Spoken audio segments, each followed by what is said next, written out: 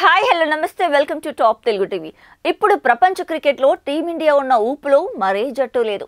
ఆస్ట్రేలియాను దాని సొంత గడ్డపై టెస్ట్ వన్డే సిరీస్లో ఓడించి ఆపై న్యూజిలాండ్పై వారి దేశంలో వన్డే సిరీస్ గెలిచి షబాష్ అనిపించుకుంది. ఇంకో 4 నెలల్లోపే ప్రతిష్టాత్మక వన్డే ప్రపంచ కప్ ఆరంభం కాబోతుండగా ఇప్పుడు కోహ్లీ సేన ఇలాంటి ఊపులో కొనసాగుతుండటం అభిమానులకు ఉత్సాహాన్నిస్తోంది.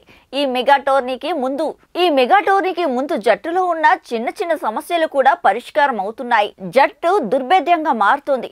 ఇదిలా ఉంటే ఐసీసీ వన్డే ర్యాంకింగ్స్ లో అగ్రస్థానంతో టీమిండియా ప్రపంచ కప్ కు వెళ్లడానికి మంచి అవకాశం కనిపిస్తోంది.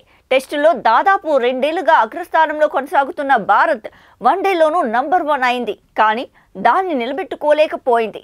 ఇప్పుడు 2వ స్థానంలో కొనసాగుతోంది. ప్రస్తుతం అగ్రస్థానంలో ఉన్న ఇంగ్లాండ్ ఖాతాలో 126 ర్యాంకింగ్ పాయింట్లుండగా భారత్ 4 పాయింట్లు మాత్రమే తక్కువ ఉంది. టీమిండియా ప్రపంచ కప్ కు ముందు ఆడబోయే వన్డే సిరీస్ ఒక్కటే. త్వరలోనే ఆస్ట్రేలియాతో 5 మ్యాచ్లు ఆడనుంది.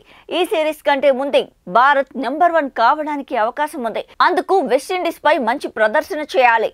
ఇప్పటికే ఇంగ్లాండ్ పై టెస్ట్ సిరీస్ గెలిచి ఊపి మీదున్న కరీబియన్ జట్టు దీని తర్వాత జరిగే వన్డే సిరీస్ లోనూ విజయం సాధించాలి. 5 మ్యాచ్ల సిరీస్ ను 3-2 తేడాతో గెలిచిన చాలు భారత్ నెంబర్ 1 అవుతుంది.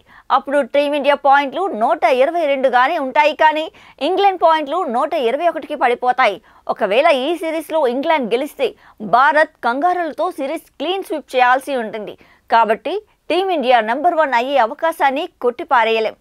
భీకర ఫామ్ లో ఉన్న భారత్ నంబర్ 1 గా ప్రపంచ కప్ లో అడుగు పెడితే అంచనాలు మరింత పెరుగుతాయనడంలో సందేహం లేదు. ఇక ఇవి ఇప్పటివరకు ఉన్న updates. For more updates keep watching top Telugu TV.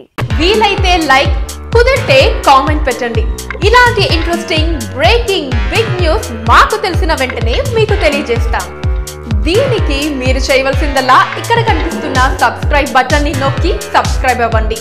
And ఇంకో విషయం, పక్కనే ఒక గంట సింబల్ కనిపిస్తుంది కదా, దాన్ని నొక్కారనుకోండి మేం చేసే వీడియో అప్డేట్స్ నోటిఫికేషన్స్ అన్నిటితో మీ డివైస్ లో వాలిపోతాం.